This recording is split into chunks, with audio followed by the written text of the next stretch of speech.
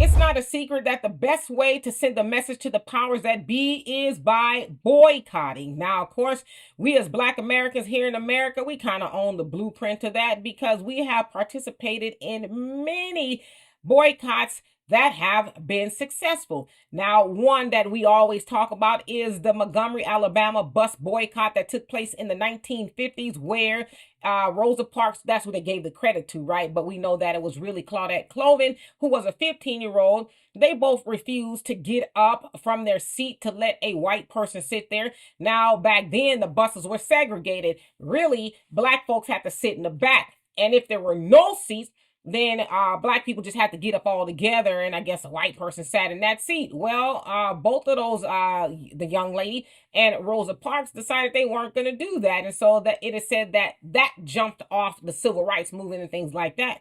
Now, we know that that bus boycott took place for over a year, where eventually the bus system relented and said, oh, okay, well, y'all don't have to be segregated. You can sit anywhere you want. Now, as Dr. Claude Anderson tells the story, he says, well, that sentiment spread in different cities and states. And there were Black bus companies there that went bankrupt because Black folks felt like, oh, okay, well, we made it. We can sit, where white people sit on the bus. And, that's unfortunate. But anyway, back to boycotts. There's a boycott going on right now, okay?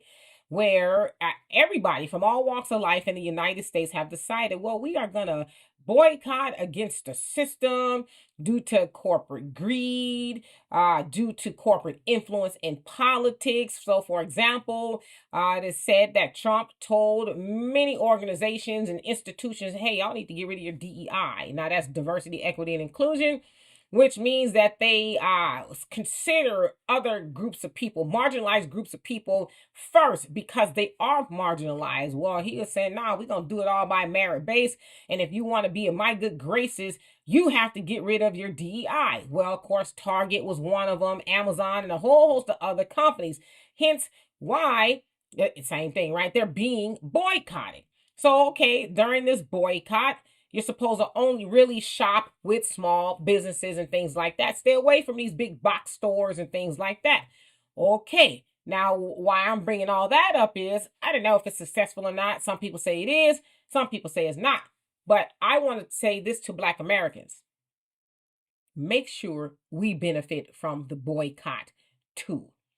Because right now, boycotting because they are rolling back or they rolled back DEI, that does not affect us. That is going to be a net benefit for white women, as they are the number one benefactor of DEI. It's just a fact. Black Americans are like, I don't know what they say, like number 5, 6, 7 on the list. So we get remnants, if that, right? And so make sure that it's something in it for us. Like, we can't keep being mad because of DEI or stuff that has nothing to do with us. See, when our people was boycotting, it was for us.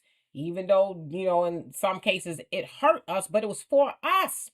And it got the bus system to say, oh, okay, yeah, we losing a lot of money because y'all not getting on the bus, y'all walking, y'all carpooling, y'all doing a whole lot of things but riding the bus. And I think what people need to understand about boycotts is they're not comfortable. They're not really supposed to be convenient. It's supposed to cost you something. It's supposed to make you say, I really like to jump on the bus instead of walking 5 miles to work, but because I'm in it to win it, and I want to send a message to the powers that be that you can't keep playing with my people, I'm going to walk. I'm going to get my good shoes on.